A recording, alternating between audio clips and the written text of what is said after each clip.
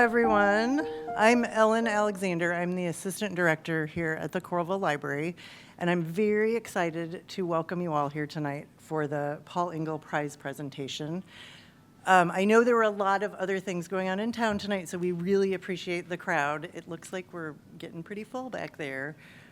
So I have to tell you first that the Paul Engle Prize is really one of, among library staff, it's one of the favorite events that we get to have here at the library. We've been doing it annually, and we all really enjoy doing it. It gives us a chance we get to transform our space and show off the beautiful building and the beautiful hearth that we have here. It gives us a little bit of an excuse to dress up a little bit more than we normally do, which is fun, and we get to serve wine. But most importantly, I love living in a community that celebrates books and reading and writing and literature almost as much as it celebrates football.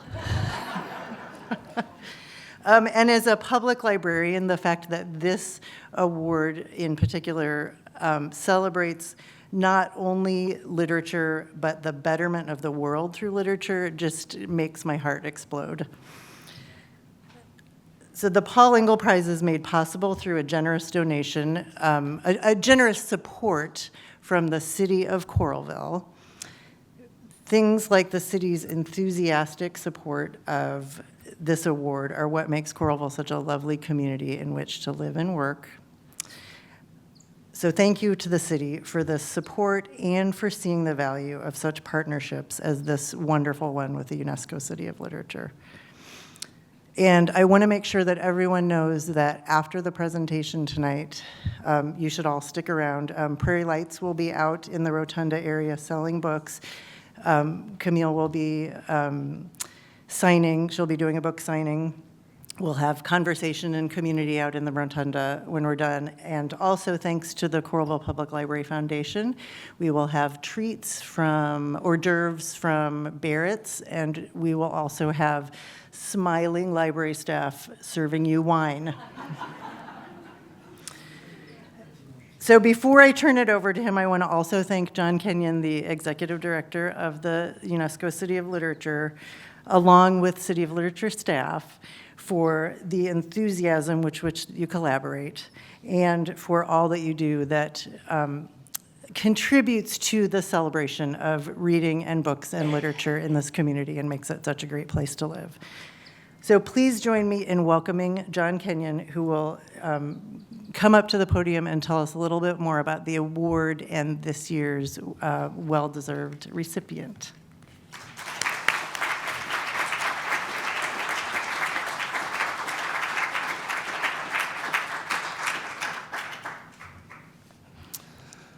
All right, good evening. How's everyone doing this evening?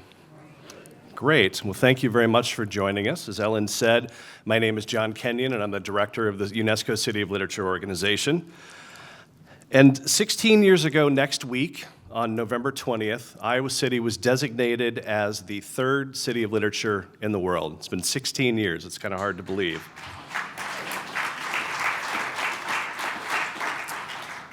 And for the past 12 years, I've had the pleasure of serving as the director of this organization and being able to speak on behalf of Iowa City and its literary heritage, and not just Iowa City, but this entire wider area, as you can see from being in a beautiful facility like this, that literature and the celebration thereof is not limited to the city limits in Iowa City. During my time here, I have had the opportunity to give dozens upon dozens of talks about Iowa City, about its literary heritage, about why we are a city that is worthy of having an international designation like this. And when I tell that story, there's one guy that I mention every single time, and that's Paul Engle. If you've heard me talk at all, or if you've been to these events before, you know that Paul was the longtime director of the Iowa Writers Workshop, and with his wife, Hua Ling, he founded the International Writing Program at the university. Now, normally I would go on and start talking about some of Paul's accolades, but I did want to take a moment this year to mention Hua Ling, his wife, who passed last month at the age of 99. So Paul and Hualing co-founded the International Writing Program and ran it together for about a decade before Paul retired in 1977. Along the way, they were nominated for the Nobel Peace Prize and had many accolades and recognitions for the work that they had done. But Hualing did continue to run the International Writing Program until she herself retired in 1988. And both she and Paul were tireless champions for Iowa City and for the literary culture there. We lost Paul in 1991, but Hualing obviously continued to be a fierce advocate for literature until just last month. So I just wanted to take a moment to note her passing. So as I mentioned, Paul was a champion of literature through the programs that he was involved with, but also he was quite a member of the literary establishment himself. He was a well-known and well-regarded poet, playwright, essayist, editor, and critic. And he went above and beyond in his efforts to help writers and promote our community internationally, and also to build empathy by connecting the far corners of the world through the written word. If you are reading poetry to each other, he said, you are not fighting each other. And that feels pretty relevant still today. So shortly after we were designated as a city of literature in 2008, we wanted to find a way to honor Paul and the work that he had done to establish Iowa City as the kind of city that merited this sort of recognition, but also to encourage writers who had a similar impact on the world. And to do so, we established the Paul Engle Prize. This is a way to recognize writers not just for their books, but for the way they affect their communities and the world at large through their efforts beyond the page. As stated in the call for nominations that we put out each year, we seek to honor an individual who, like Paul Engle, represents a pioneering spirit in the world of literature through writing, editing, publishing, or teaching, and whose active participation in the larger issues of the day has contributed to the betterment of the world through the literary arts. So the prize includes a $25,000 award and a one-of-a-kind work of art. Now, as Ellen had mentioned, that cash prize comes courtesy the city, Coralville, the city of Coralville, who has been a tireless champion for the work that we do, and particularly for this prize. And I wanted to give special thanks to City Administrator Kelly Hayworth and Library Director Allison Ames-Galstead, who have been at the forefront of supporting this prize and doing the work over the years. I also wanted to thank the staff of the Coralville Public Library, because every year they change this beautiful space where people just hours ago were sitting and studying and reading at tables. They turn it into this lovely, intimate setting for this award ceremony. So thanks to all of them around the edges of the room here who put in a lot of work. We certainly appreciate it. Yes, thank you. And so we gather in this space tonight to present this year's Paul Engle Prize to the writer Camille Dungy. Camille is a university distinguished professor at Colorado State University who has been honored with several awards over the course of her career, including the 2021 Academy of American Poets Fellowship, a 2019 Guggenheim Fellowship, an American Book Award, and fellowships from the NEA in poetry and prose. In her work, Camille addresses issues around ecology and environmentalism, motherhood, and race. Her books include 2023's Soil, The Story of a Black Mother's Garden, and Guidebook to Relative Strangers, Journeys into Race, Motherhood, and History. The latter of those books was a finalist for the National Book Critics Circle Award. She has also published 4 collections of poetry, the most recent of which is Trophic Cascade, which was winner of the Colorado Book Award. She also edited Black Nature, 4 Centuries of African American Nature Poetry, the first anthology to bring African American environmental poetry to national attention. I am never not thinking about nature, she said in a 2020 interview, because I don't understand a way we can be honest about who we are without understanding that we are nature. And I don't know how she does it, but she's also poetry editor for Orion Magazine and hosts Immaterial, a podcast from the Metropolitan Museum of Art and Magnificent Noise that explores the materials used in the creation of works of art. And I have become a rabid fan of that podcast, which now has 2 seasons out there, so I encourage you to check that out. In a 2016 interview, Camille said, "When I write, I intend to engage with a real world. I intend to engage the real people who live in it. Poetry matters because poets make it matter. We speak to the world around us today, and if we choose our words wisely, we will speak to tomorrow as well." And having read Camille's work, I think it's safe to say that not only does she speak to us today, but will continue to speak to people tomorrow and beyond. Now, I'm going to have Ellen and Camille come up in a moment to actually hand off the physical prize that I mentioned, that is a unique, one-of-a-kind work of art. But I wanted to talk just very briefly about this year's prize. Every year we work with artists at MC Ginsberg in Iowa City, and we ask them to make themselves familiar with the winner's work and then respond to that artistically. And this year, the artist Mike Sneller at MC Ginsberg put together the prize that we're about to present to Camille. And in his artist statement, Mike said, "I enjoy the writing of Camille Dungy and the information and context she provides about the places that she writes about. For this year's Paul Engle Prize, I wanted to represent the state of Iowa. I did this through its topography cut into walnut from the branch of a tree in central Iowa. In the woodcut that I made, I like the way that the higher areas are darker, like Iowa's once plentiful topsoil. Growing out of the center of Iowa is my interpretation of a columbine flower, like the one seen on the cover of her most recent book, Soil," which you all should be able to see because you're going to go buy it from Prairie Lights after this. "There is also a stone set into a columbine seed in the spot where Iowa City is located on the state." And so now everyone can take a look at that prize. I'd like to invite Ellen and Camille up so that we can present that officially.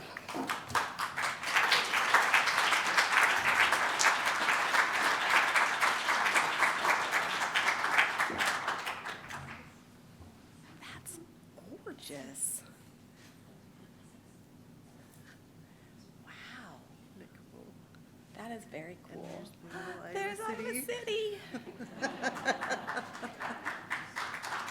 It's a green stone also, not just any stone. That is so lovely. Thank you. Okay. All right. Now I go back down. All right, Camille, if you want to grab your things.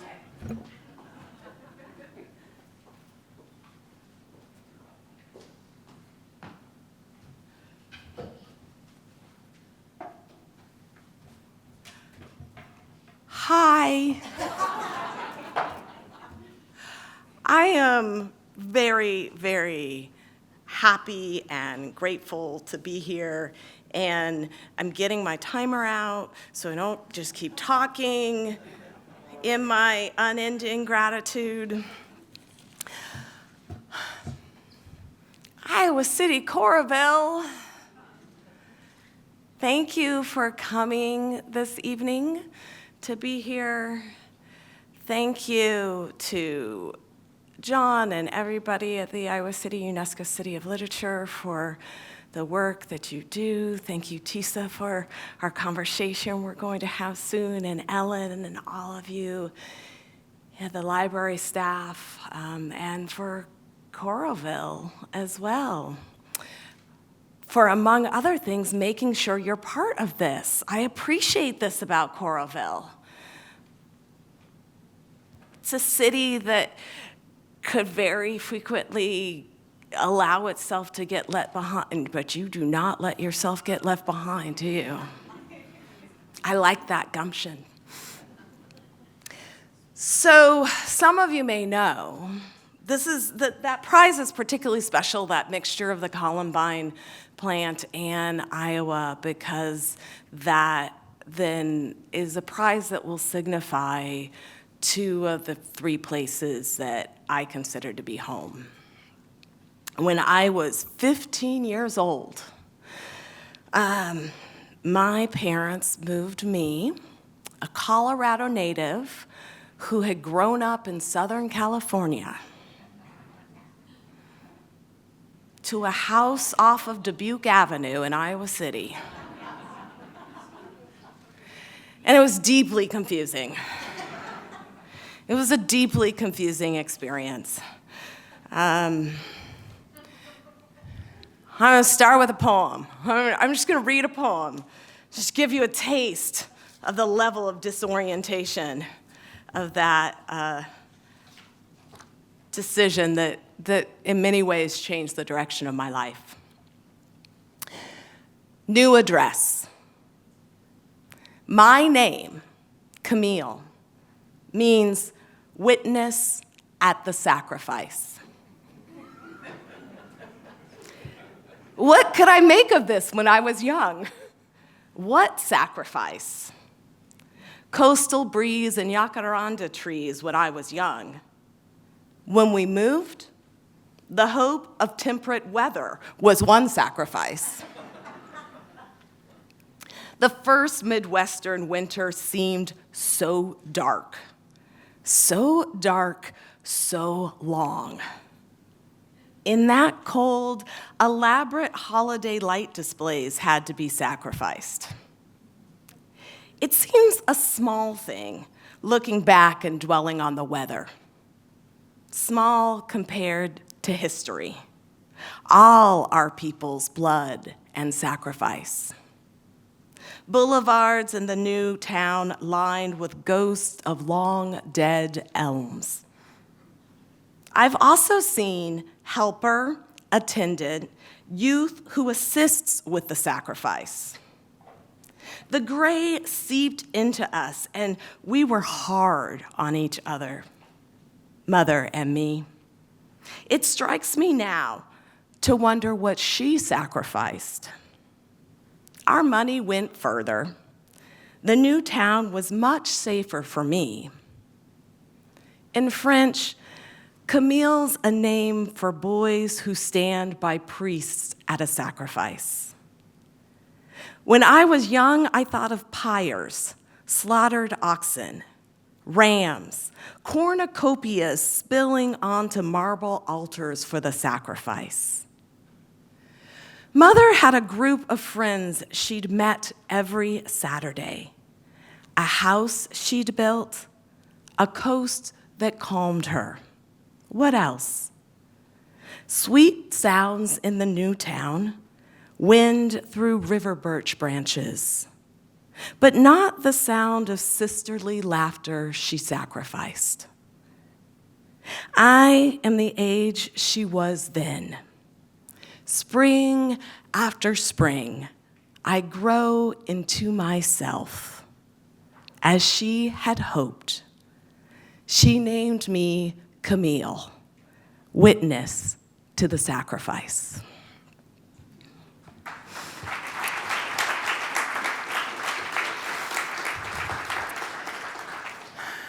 So that poem, if you heard me repeating the word sacrifice again and again, and also my name, and maybe something that if you know my poetry is a little bit different than what I often do, like none of those lines ran over into each other. It was a lot of sort of individually connected sentences.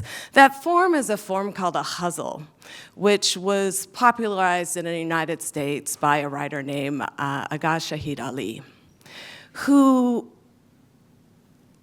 we have him and his impact on American literature partly because of Iowa City. To have come to this town at 15 years old and wandered into the halls of West High School, where I had two phenomenal literature teachers. I had a lot of really good teachers, but I'm talking specifically about these two literature teachers, Ben and Carolyn Van Zanti. Carolyn, who was strict and taught me how to use grammar so well that my daughter, now 14, chides me about my text messages, which are perfectly punctuated. And I said, I learned those at great cost, all those grammar rules. I will use them always. And then Ben Van Zandt, who let us use whatever language we wanted to use in the yearbook and newspaper offices, as long as those words were used effectively. So I had these kind of two sides of what you could do with language and how and why. And then Iowa City, where everybody knew something about literature. Everybody read, most everybody wrote. It was a place to come as a teenage girl with a deep love of literature and not have to be embarrassed by that.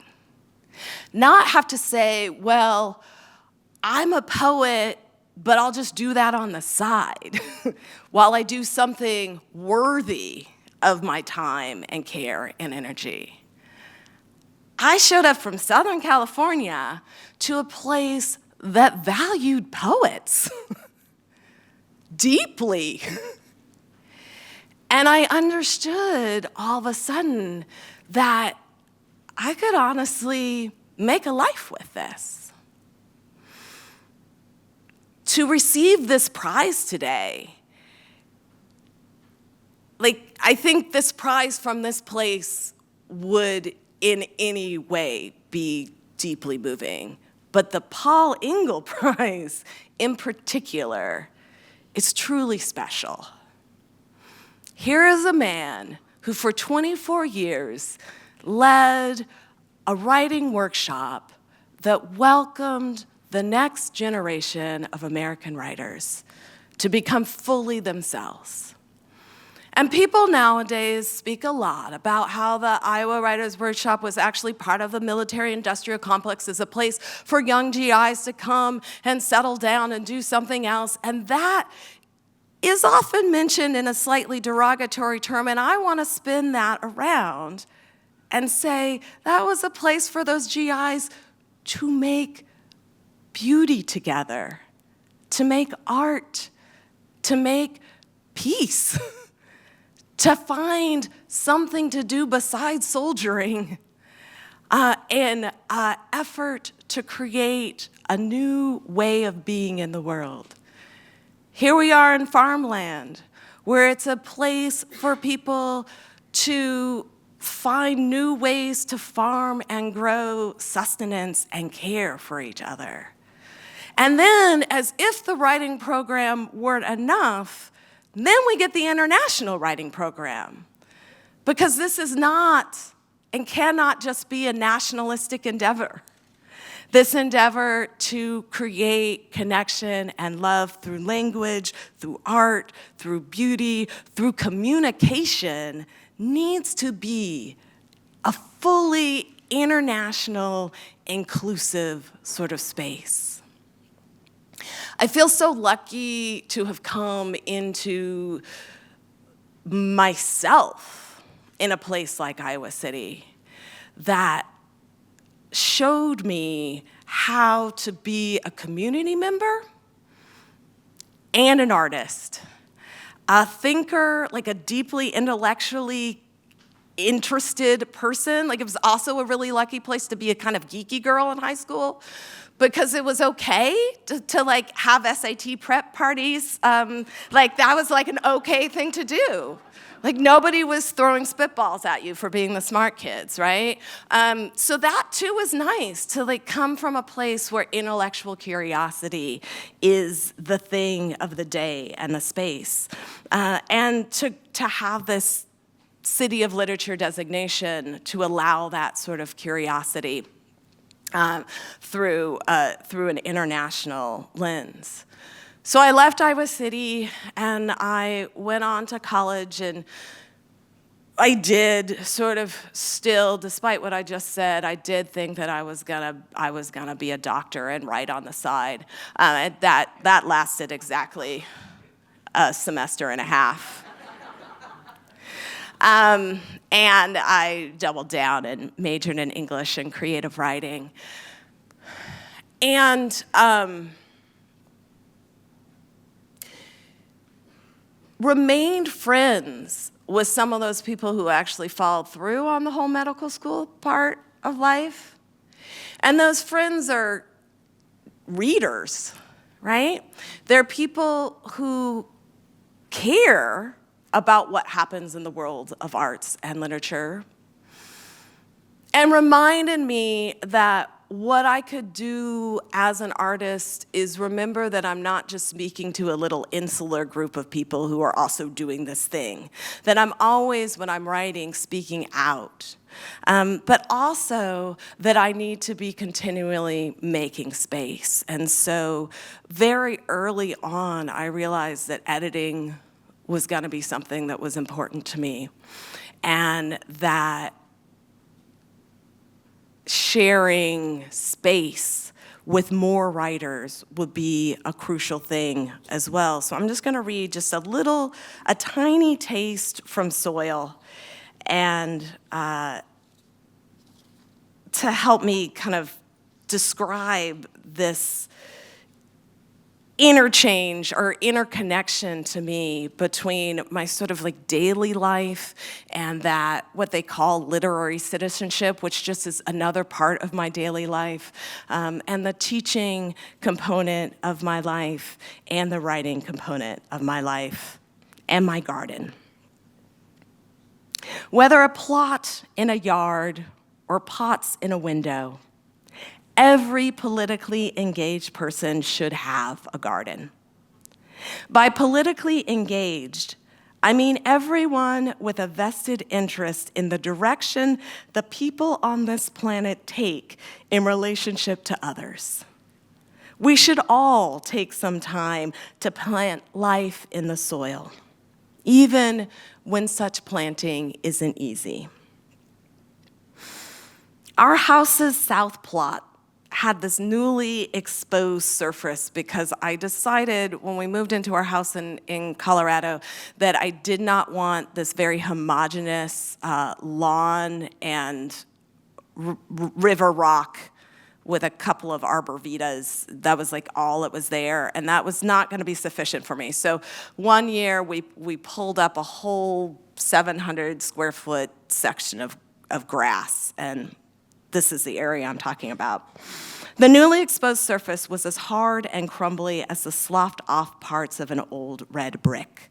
Too dense for most plants' delicate roots, the clay seemed dead and unproductive, lacking the organic materials, the microbes and fungi and insects that differentiate useless dirt from what gardeners call soil.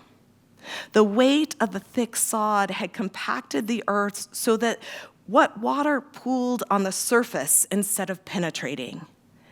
I had to pound my shovel to break through. The clay crusted and cracked and formed rocks the size of my daughter's 9-year-old fists. I was going to have to amend that patch to feed it, aerate it, enhance it, if I wanted to welcome new life. Even though this tract of land was accessible, I'd have to work to build a garden. I wanted to work to build a garden. The green of growing things calms me. Plants stabilize me. And I am interested in the patience that is required as I wait for growth. For the politically engaged person, any of us, such patience is a key to survival.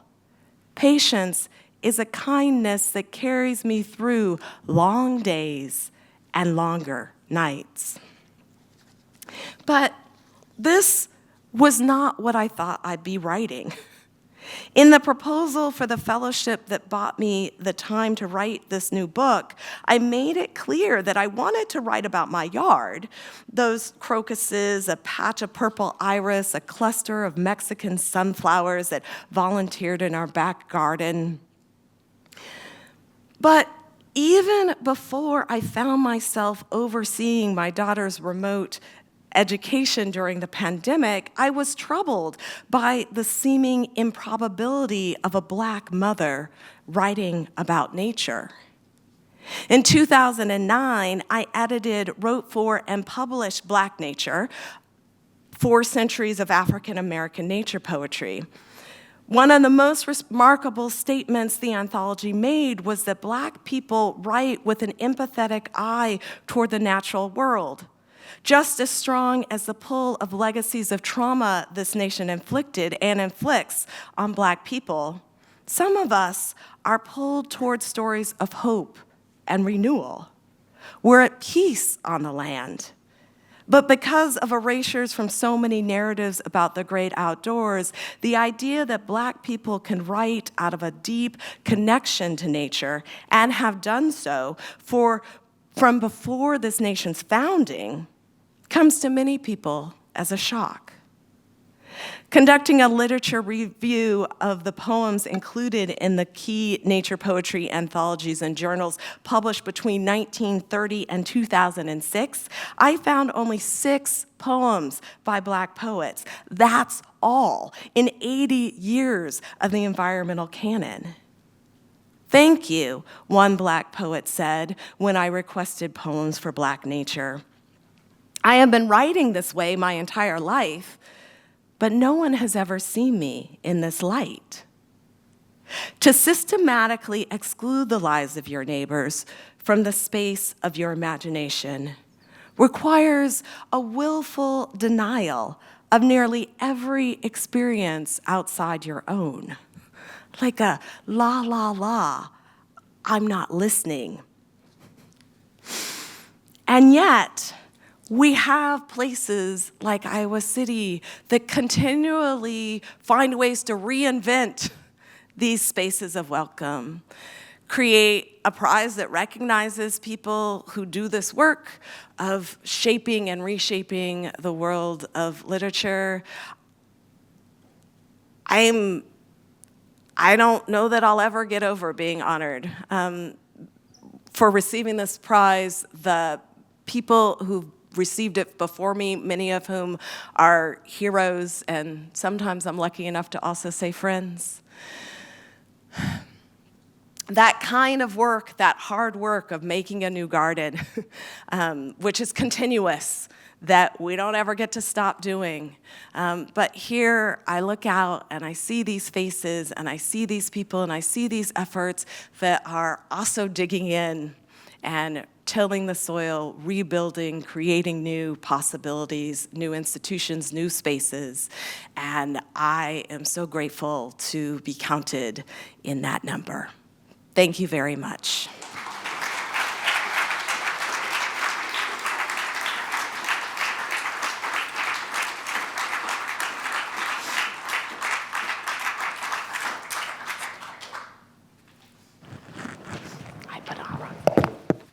Thank you so much, Camille. And I think everyone can agree with me that we've picked quite a winner this year. So thank you so much.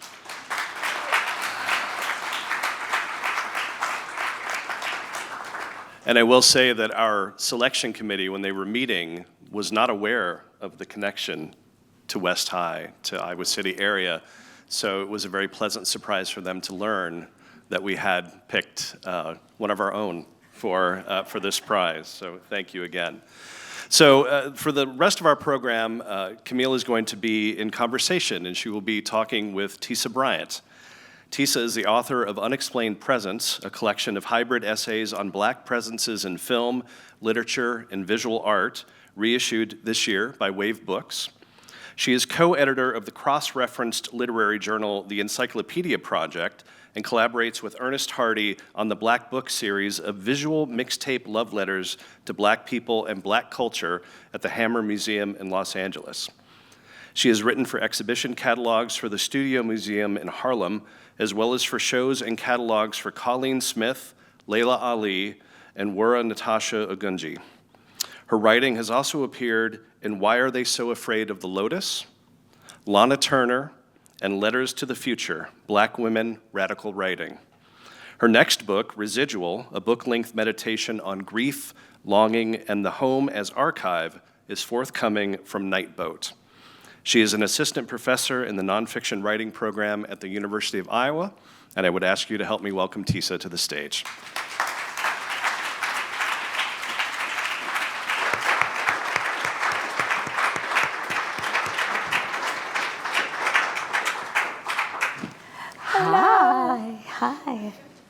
Congratulations. Thank you. And I also didn't know about your connection to this city, to this place. I had no idea until there you just go. now. We were talking. Full of and surprises. Iowa City, it's Iowa. I'm so glad to come back. And Oh, you figured it was like a grad school thing. Mm-hmm. But then I looked and I was like, it's not. So now I know. And I have to say, as someone new to Iowa City, it's lovely to imagine teenage you running around here. And Running with scissors, basically. well, as one does at 15, anywhere. It's so wonderful to think about all of the kind of seeds that are laid. And while you were giving your remarks, you said that your parents' decision to move here changed the direction of your life. And I had planned to ask you about how your parents kind of prepared you for the kind of political engagement you're in. And now I'm thinking about starting here as well. And I wonder if you could kind of explore that a little bit, how that ground was prepared for you. My parents were very politically engaged people in a number of ways.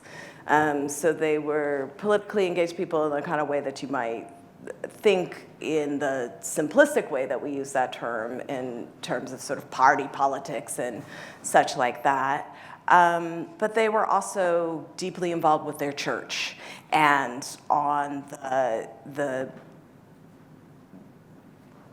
deacon and session boards and things like that, with decision-making boards of that community that is about community and connection and care and nurturing, but also budget and the functioning and choosing a build site for the expansion. They were involved in PTA. They were involved in University of Iowa governance. My mother retired as an assistant dean of the faculty at the med school, so that's another kind of I think political engagement, right? That's about figuring out how to help people help themselves move forward in the world. It's a kind of giving of your own energy for a larger good that's not just about the self. My mother and I sometimes have a difference of opinion here, because my mother is also, she's a visual artist and quite good, but she'll go to that board meeting instead of doing the painting.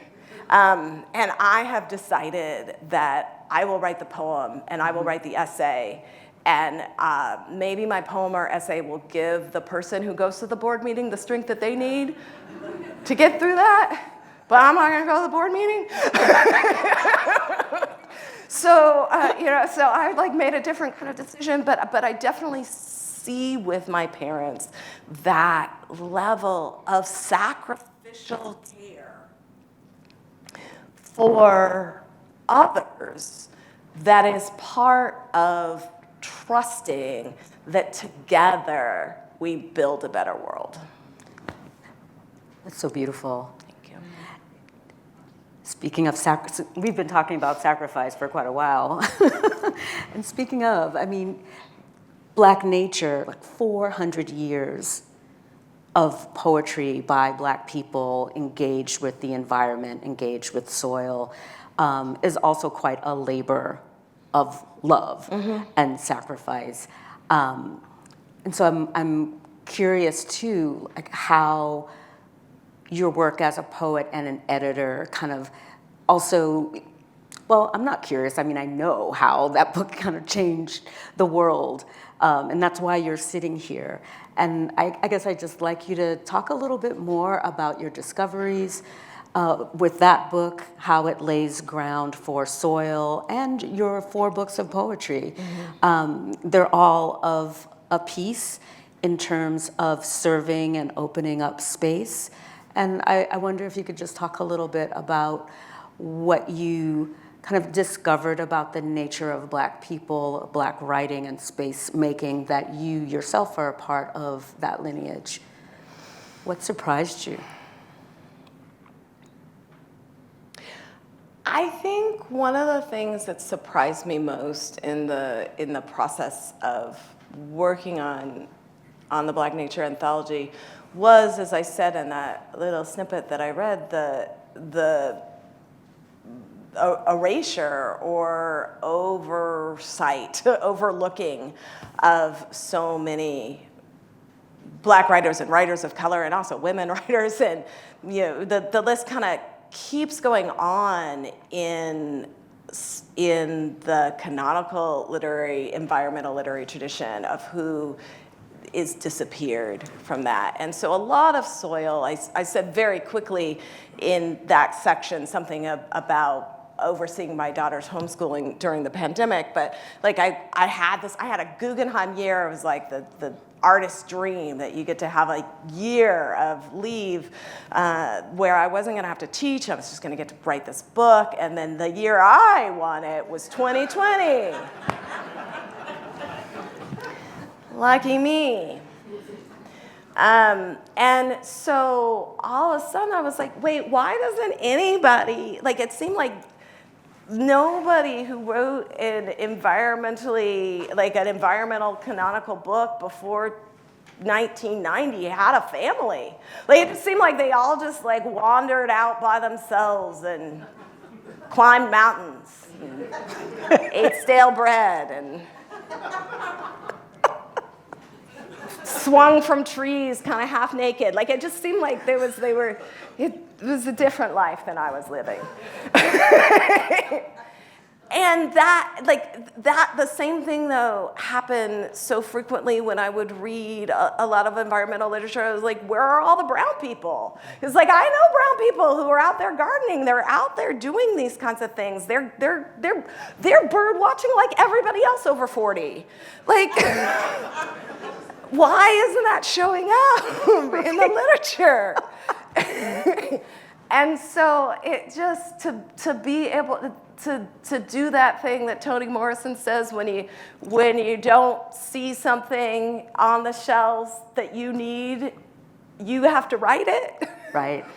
Like, I knew that there were Black writers out there doing this work, and I needed to make the space for them. And so I created this anthology, and then, and then they got seen, right? And then there's a whole nother generation, this exciting whole nother generation that never knew that nobody knew that they could do that, And that's a super exciting thing, right? Yeah. When the next group comes along and they're like, this has always been this way, right? And you're like, yeah, sure. That's exciting, actually, that they get to think that, and like what then gets to happen without looking over your shoulder, right? Yeah, I mean, come on though, you went from you found 6 people to the subtitle of that book, 400 years of poetry. Well, they were there. The people Right, were but you had there. to- you had They to just find hadn't them. been gathered Right. into one space so that they could be seen, right? Right. Like it took me from the moment an acquisition editor heard me reading my own poems and asked if I knew anybody else who did that kind of thing, to the publication of that book. It was 24 months. Like, if anybody's in the world of publishing, like that's 0 time. Mm-mm. Like, this was not a difficult thing once the sort of trail got set to gather these folks and make it happen. It was just nobody had gathered them before. Yeah, and I'm going to call it hunger because that's what you call it several times throughout Soil, that you have a hunger for something, a hunger to see works around environment, like prose or poetry, but particularly the prose, that features women who are writers or artists and also mothers, and they're not kind of fashioning themselves as these individuals in the wilderness alone, but instead are fully cognizant of like the fullness of their worlds and what might be barriers, what might be spurs for them to make their work as they're out, discovering flora and fauna or picking mushrooms or whatever it is. And that hunger, kind of informs how you write soil. It's such a full book. We are never unaware of the fullness of your context, the fullness of the layers of your life, that of your husband, that of your daughter, your mother, all of your friends, the conversations that you're having.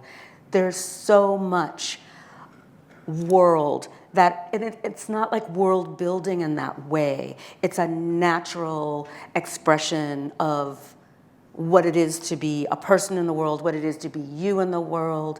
And I don't mean to say that it's effortless, but it's not you don't get the feeling reading this book that it was a second thought that people had to be inserted in. Yeah. Instead, it's a part of the flow and continuity. And I had asked you before, and I'm going to ask you now, like if you were to think about this book as a garden, what kinds of things did you need to remove or shorten in order for other things to bloom? Mm-hmm. There's so much that you're arranging. I'm thinking so much about all of the gardening and farming metaphors for writing and the enormity of the world of soil that connects to all of us required shaping. Mm-hmm. How'd you do it? Like 9 drafts. 9 full drafts, 5 of which were entirely retyping the whole manuscript because the thinking would shift so radically that it would be impossible to just like cut and paste and do that correction. The Van Zantys were right there. When I said that, Carolyn Van Zanty was like, yes, that is how you revise. I trained you well.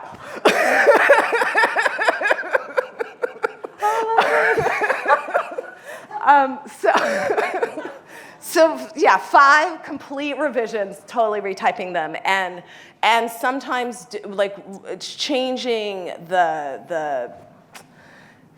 At one point, I changed the tense. I had written it. I drafted a lot of it during 2020, which felt like all of that 2020 was so immediate, right? Everything was like, what's for dinner? What's for lunch? What's for breakfast? Who's washing the clothes? It's just like it all felt very now. And then in 2021, when I was revising it, I was like, I do not need to relive that in the present tense. Nobody needs to relive that in the present tense. Right, so that was one of the shifts. And then things fall out when you change and you're looking in the past tense. And then I have a lot of things that I did not love about 2020. But one thing that it was very good for me was that I had to stay home. I am on a plane probably at least twice a month, if not 3 or 4 times a month. But in 2020, I wasn't on a plane at all, and I was just at home, and it made me look more closely at home in a way that I think I would have thought I was doing, but wouldn't have been able to do with the kind of depth that I had to do in 2020. And so some of the things that got cut out in later drafts were reveries that didn't happen at home, that weren't at any of the places that I have called home. So if I leave Fort Collins, Colorado in soil, I'm leaving to talk about the house in Irvine I grew up in, or the town my mother grew up in, which is a town that I also lived in for some time.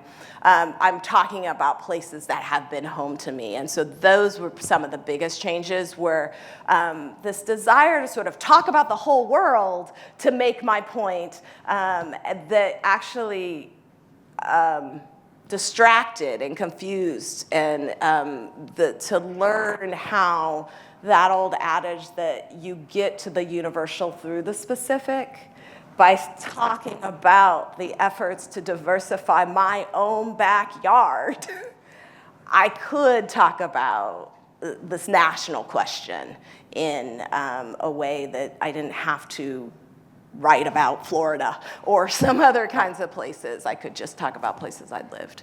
Yes, and it's so lovely the way that, your own development is also, part of the chronicling of the development of the garden. When we do leave Fort Collins, we're journeying with you into a recent and more distant past, your first jobs, your education, different places where you've lived, and it's such a lovely thing. And the immediacy of 2020, I understand, like, who does want to go back there, but I also really appreciated and loved how, even though you didn't get the solitary writing time that you were really looking forward to, you did get to spend a lot of time, sometimes in frustration, sometimes in like, what is going on here, and with a lot of grief for all the losses, but you also get to spend a lot of time with your daughter. And your daughter's presence in this book is quite moving to me, to be able to read Soil and see a mother, an artist, a writer, a researcher, gardening and modeling the world in this very intimate way, and being able to chronicle that happening, I think is quite extraordinary. It turned into a special thing to have all that time with her. I mean, if you haven't read the book yet, she was 9 and 10 years old. I was 50. Like, it was just not, it wasn't a match made in heaven, right? Like, of all that time with your mom. But for me, it helped me to really question that aspect of the literary tradition that it seems very like one or the other, you have a family and you write like super domestic work, or you just like there's nobody there. And I did make it that 1990 as a mark. Like, I do think that there has been a real shift in understanding how to make, let's just call it, an intersectional life and an intersectional reality in the world of arts and literature, that I can write about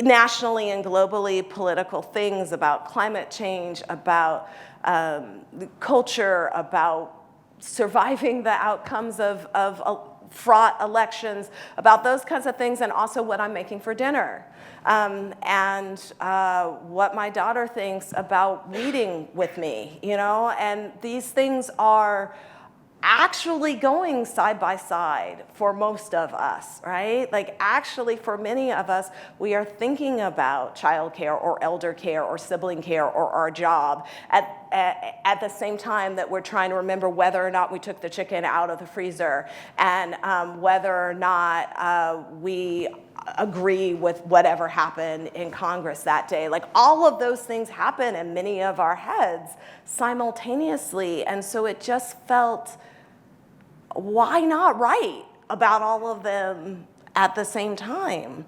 And the lovely thing about the garden is it operates both as its own beautiful world to observe and look at and go for renewal and things, and as like full of metaphors for that lived world also, right? So like it was a great partner to have, the garden. Yeah. Did your writing process change because of the garden?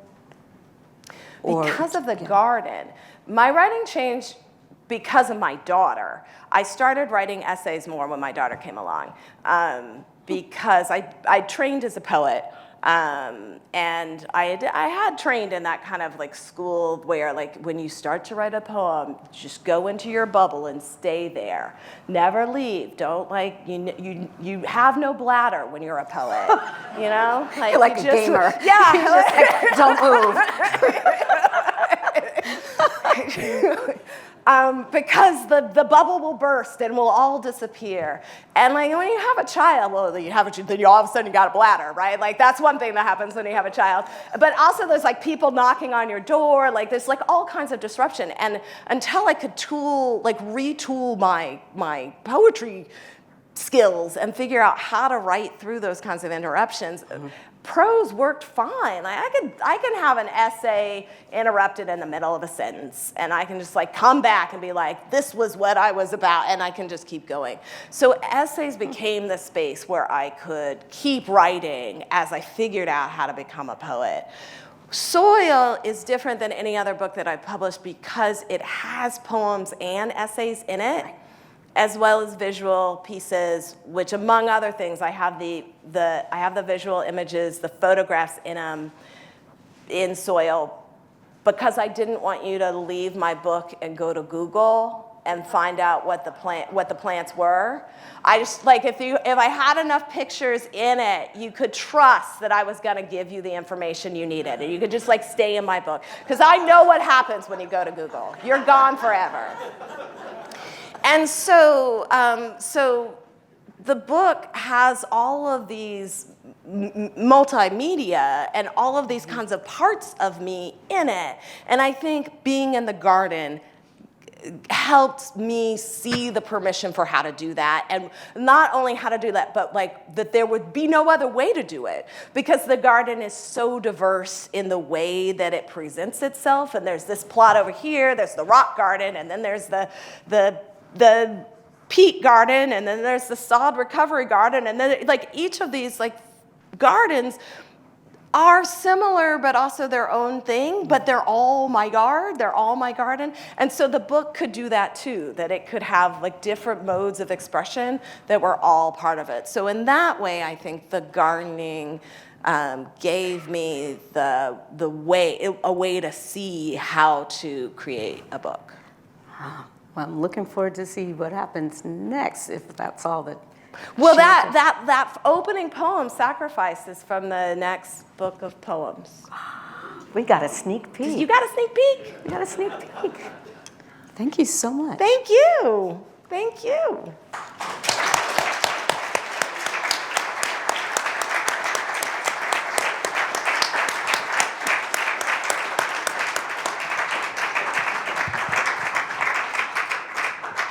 All right, thank you to Camille and Tisa. We have a couple of moments if anyone in the audience has a question that they would like to ask, particularly if they have a brief question that might yield a brief answer.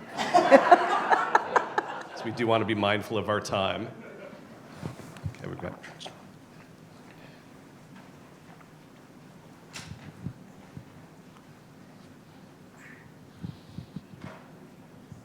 As a person who does both politics and gardening, I just want to know, what are your 3 best things that you grow most successfully in your garden? Sunflowers. Once you put the sunflowers in, they're just like, cool, this is where we live now? And, and then just like come back again and again. So I think those are good. Black-eyed Susans often operate that way as well. I have tried to have a low water native garden as frequently as possible, and those are 2 North American natives. There's another little plant that I love very much called Nuttall's Larkspur, and it's just a delicate little delphinium, but it's tiny. It's not like a big one. But it just, I don't have to do much. Once the garden's in, like I do the plot, I prefer it to be not demanding. And so native plants are kind of good for that. They're just a little bit less fussy. And so I like those 3 because they just keep coming back, and I don't have to do all the deadheading da-da-da-da all the time. They do it for themselves. That birds do a lot of that work too, and yeah. Thanks. Thank you. Maybe time for one final question, if anyone has one. Sorry, I put too much pressure on all of you, so. No. Oh, sure. I am so proud of you. I knew you when you were 15 and became friends with Monica and Mona and Katie and that whole rigmarole naughty group. Running with scissors. Took you in. I also loved your parents. We also went to St. Andrew Presbyterian Church, and they are just fabulous people, too. And I'm so proud of you winning this. Thank and then you. Monica said today, and you know she's getting $25,000, too.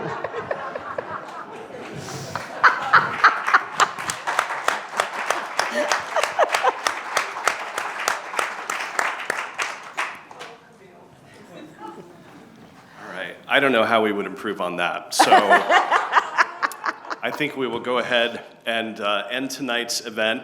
I did want to again thank the city of Coralville for their unwavering support of this prize, the staff at the Coralville Public Library for all they have done to help make tonight possible. Please help me thank Tisa Bryant.